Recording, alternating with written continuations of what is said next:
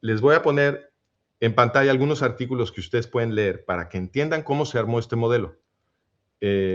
Porque si ustedes leen estos artículos que yo les voy a recomendar y ven la documentación que ahí tenemos, y yo estoy seguro que les va a caer el 20, que no se puede armar ningún otro modelo de lo que está pasando y que por eso justamente nuestras predicciones atinan, porque no, no puede ser de otra manera. Miren, no lo aprendieron en la escuela, pero está perfectamente bien documentado y en este artículo que está en castellano, ustedes van a poder ver la documentación, yo ahí se las pongo. Yo tengo un libro entero sobre el eugenismo, ahí les pongo la liga si lo quieren leer, para que vayan a ver toda mi documentación. Pero no soy el primero en documentar el eugenismo. Este no es un tema que yo desenterré. Este es un tema estándar, es un tema estándar de la historia, se conoce, los historiadores todos conocen el tema del eugenismo. Lo que pasa es que en la escuela a ti no te lo platicaron, pero no tiene nada de nuevo. Está perfectamente bien documentado que antes de la Segunda Guerra Mundial, los jefes gringos y los jefes en el resto de Occidente, la gente que realmente tenía la rienda de los gobiernos, eran eugenistas. Y el eugenismo es la ideología que produjo el nazismo alemán. O sea, los eugenistas creían en esta tontería de la superioridad biológica de la sangre alemana. ¿Ok? ¿Por qué? Porque la clase gobernante en todo Occidente tiene raíces germánicas, eso sí es cierto, por lo que pasó cuando se fue colapsando la estructura política latina del Imperio Romano en Occidente. Llegaron tribus germánicas a dominar lo que antes habían dominado los romanos y se quedaron como aristocracias germánicas gobernando al resto en toda Europa occidental. Entonces, ahí se los explicamos. Entonces, las clases gobernantes de todo Occidente, todos recuerdan que descienden de alemanes, ¿ok? Entonces, por eso la idea esta de la presunta superioridad biológica de los alemanes, les encanta esa idea en todo Occidente. Las clases gobernantes en todo Occidente eran eugenistas, la primera mitad del siglo XX. Bueno, en mi opinión siguen siendo, pero en fin, está muy bien documentado que eran eugenistas en la primera mitad, ¿ok? Y está muy bien documentado también que los máximos líderes del eugenismo, antes de que los nazis tomaran la batuta, eran los eugenistas en Estados Unidos y en Gran Bretaña, que además controlaban los gobiernos de ambos países. Y ellos financiaron el crecimiento del eugenismo alemán, que luego se convierte en el nazismo alemán. ¿Okay? Entonces, todo esto viene de la clase gobernante de Occidente. La Segunda Guerra Mundial no es como te la platicaron. No es cierto que estaban apaciguando a Hitler. Ahorita paso a ese tema. Después de la guerra, ¿qué hicieron estos eugenistas después de la Segunda Guerra Mundial? Absorbieron en secreto, esto lo documentó el historiador Christopher Simpson en 1988, con material obtenido gracias al Freedom of Information Act, que es la ley de transparencia estadounidense, y nadie lo controvierte. Es muy buen trabajo. Los historiadores todos están de acuerdo que esto fue lo que documentó Simpson. Y la documentación ha ido creciendo. Hay otros historiadores, por ejemplo, como Timothy Naftali y algunos otros, en las mejores universidades de Occidente, que han ido desarrollando este tema y haciendo investigaciones posteriores a las de Simpson. Y entre más investigan, cada vez es mayor el número de nazis que fueron absorbidos para crear el sistema de inteligencia estadounidense, lo que llamamos la CIA, el servicio clandestino. ¿Ok? Entonces, antes de la guerra eran los nazis y después de la guerra siguen siendo los nazis. Y eso explica otra cosa que se ha documentado también por historiadores totalmente mainstream en las mejores universidades de Gran Bretaña, que es que Neville Chamberlain, que era el primer ministro de Gran Bretaña del Imperio Británico en vísperas de la Segunda Guerra Mundial, se le ha acusado a Neville Chamberlain de haber apaciguado a Hitler, de que era muy cobarde, muy tonto, muy timorato, nervioso, demasiado amante de la paz, nunca entendió el genio geopolítico de Hitler, bla, bla, bla. Este es el modelo que te dan en la escuela porque eso es lo que dijo Churchill después de la guerra. Churchill escribió una historia de la guerra que se volvió la plataforma para interpretar la guerra para todo el mundo, ¿ok? Y entonces ahí Churchill dijo, no, es que Neville Chamberlain era muy ingenuo y muy cobarde. Pero ya está documentado también desde los 80s que Neville Chamberlain era un gran partidario de Adolfo Hitler. Neville Chamberlain era un nazi, era un eugenista, y estaba enamorado de Adolfo Hitler. Lo que hizo Neville Chamberlain fue promover a Hitler, no lo estaba apaciguando, y eso encaja perfecto con lo que acabamos de ver. Eran eugenistas, estos poderosísimos occidentales que gobernaban todo, eran eugenistas antes de la guerra, y después de la guerra, míralos, son los mismos, están absorbiendo el sistema de inteligencia de los nazis para crear el suyo. Están salvando a los autores de un genocidio antijudío. Bueno, pues ¿qué política exterior podemos esperar en la posguerra de una agencia clandestina de inteligencia, que es la CIA, que fue creada absorbiendo la inteligencia nazi alemana? ¿Qué podemos esperar? Pues que van a producir una política exterior diseñada para que haya otro genocidio antijudío. Esta vez en el Estado de Israel, que ellos van a convertir en un campo de concentración en vísperas de ser un campo de muerte, ¿no? Y para lograr eso, ¿cómo lo haces? Bueno, pues ustedes recordarán, los que tengan más o menos mi edad, que los presidentes gringos, aquí Bill Clinton se está llevando la medalla, ¿no? Pero él no es el que armó el proceso lo había armado su predecesor, George Bush papá.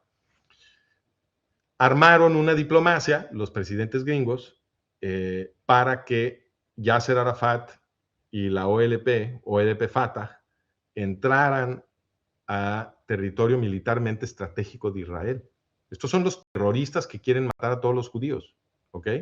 Y los presidentes gringos armaron un proceso para meterlos a territorio militarmente estratégico de Israel. Están ahora en las colinas de Judea y Samaria, sobrevolando a la población judía que ellos quieren matar, que queda atrapada entre esas colinas y el mar.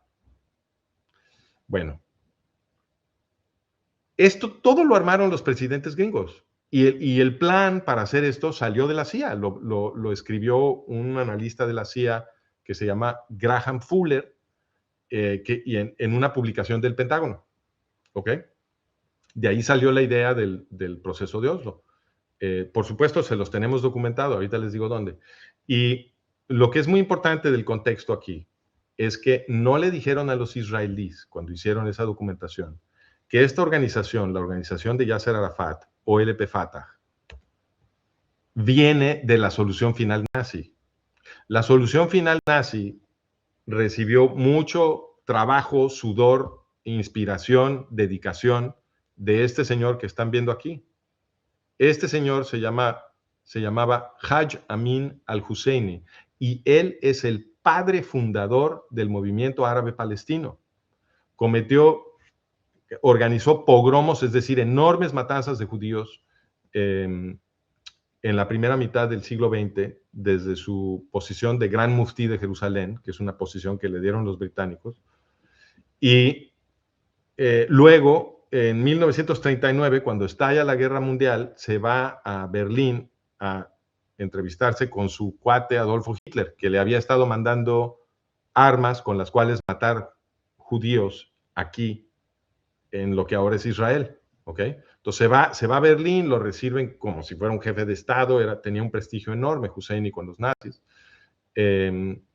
y se pasó toda la guerra con los nazis, haciendo propaganda pro-nazi, creando divisiones enteras para la SS de Himmler, formadas de musulmanes bosnios, musulmanes albaneses, que participaron en el capítulo yugoslavo del Holocausto, y se volvió mancuerna de Adolfo Eichmann, que es el reconocido director del sistema de campos de muerte, que asesina al pueblo judío europeo, y juntos administraron toda esa monstruosidad. ¿Ok? A Husseini nadie lo menciona. A Eichmann sí, a Husseini no. Y cuando se organizó el proceso de Oslo, no le dijeron a los israelíes que esta organización que iban a meter a Israel, OLP-Fatah, era creación de Haj Amin al-Husseini. Él la creó. Después de Shoah, después del Holocausto, este hombre no fue enjuiciado en Nuremberg, lo dejaron escapar y se fue a refugiar a Cairo. Y en Cairo, él creó Al-Fatah con Yasser Arafat, Mahmoud Abbas y algunos otros adolescentes a finales de los 50, ¿ok? Y les dio entrenamiento nazi. Estaban llegando muchos nazis a Cairo después de la guerra a refugiarse con Gamal Abdel Nasser. Bueno, pero no termina ahí la cosa, porque no solo es descendida de la solución final nazi, OLP Fatah, la cosa, la monstruosidad que metieron aquí a Judea y Samaria, sino que además OLP Fatah es la creadora de Irán, ¿ok? OLP Fatah, y esto lo pueden ver en este artículo, OLP Fatah es la que cuando estaba en Líbano en los 70s, porque se pasó varios años OLP Fatah en Líbano, donde tenían una especie de estado dentro del estado, y ahí estaban entrenando a las guerrillas de Ayatollah Ruhollah Khomeini, que es el líder supremo yihadista que fue instalado como nuevo gobernante con la Revolución Islámica de 1979. Bueno, los que volvieron posible esa revolución islámica son los terroristas de OLP Fatah. Ellos entrenaron y armaron hasta los dientes a las guerrillas de Khomeini. Cuando triunfa la revolución islámica, Khomeini envió un avión a recoger a Arafat y a Mahmoud Abbas y a algunos otros directivos de OLP Fatah y se los trajo a Teherán para que festejaran todos juntos el triunfo de la revolución. Estaba muy agradecido a Ayatollah Khomeini. Ahí los tienen a los dos anunciándole a la prensa que juntos van a destruir Israel en genocidio, muy contentos de lo que van a armar. A nadie le dicen esto, ya a nadie le dicen esto. Yo di conferencias aquí hace años en Israel, justo en mi público no había más que gente que se la vive investigando el peligro de Irán y el peligro de OLP Fatah. No me lo van a creer, pero ya nadie se acordaba que OLP Fatah era la creadora del Irán yihadista. Y no fue nada más el entrenamiento y armar a las guerrillas. Cuando triunfa la revolución islámica y se van para Teherán, Yasser Arafat y Abbas y otros de OLP Fatah, estuvieron ahí ayudándole a Ayatollah Khomeini a crear la Guardia Revolucionaria Iraní, que es el órgano terrorista de los ayatolás que exporta terrorismo a todo el mundo y que es la creadora de Hezbollah. O sea, con esto rodearon a Israel, ¿se dan cuenta?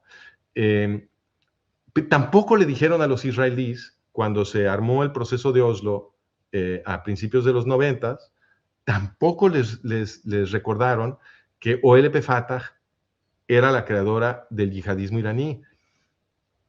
Y lo más increíble aquí, desde el punto de vista de la administración de la realidad, que es el tema central que nos consume en More, es que la relación entre OLP Fatah y los ayatolás iraníes, aquí tienen a Yasser Arafat y a Ayatollah Khomeini, fíjense nada más, esa relación la explicaron en la primera plana del New York Times y de otros periódicos en 1979, cuando sucedió la revolución iraní. Esto era público, era mundial. Y tan solo unos años después de eso, no se vuelve a mencionar. Esto lo tengo documentado. No se vuelve, como a partir de 1983 más o menos, se dejó de mencionar la relación entre OLP Fatah y los ayatolás, excepto para afirmar de repente que supuestamente eran enemigos. ¿Ok? Pero fuera de alguna mención ocasional para mentir y decirnos que eran enemigos, se dejó de mencionar el tema. Entonces, para cuando se negocia, y es que esto es increíble, bastan algunos años de dejar de mencionar un tema para que la gente ya no se pueda acordar. Y esto lo hemos documentado varias veces, con varias cosas. Y esto fue lo que pasó. Y entonces, cuando se negoció el Tratado de Oslo, cuando se firma el Tratado de Oslo en 1993, ya nadie se acordaba que OLP Fatah era la que había instalado en Teherán a los terroristas yihadistas que prometen repetir el holocausto en Israel. Esto es lo que hicieron los presidentes gringos. Esto solamente lo haría un enemigo mortal de Israel. Es imposible describir lo que hicieron de otra manera. Metieron a una organización descendida del exterminio europeo de los judíos y creadora de el Estado que quiere repetir ese crimen en Israel a territorio militarmente estratégico del Estado judío que supuestamente había sido creado para proteger a los judíos de los exterminadores.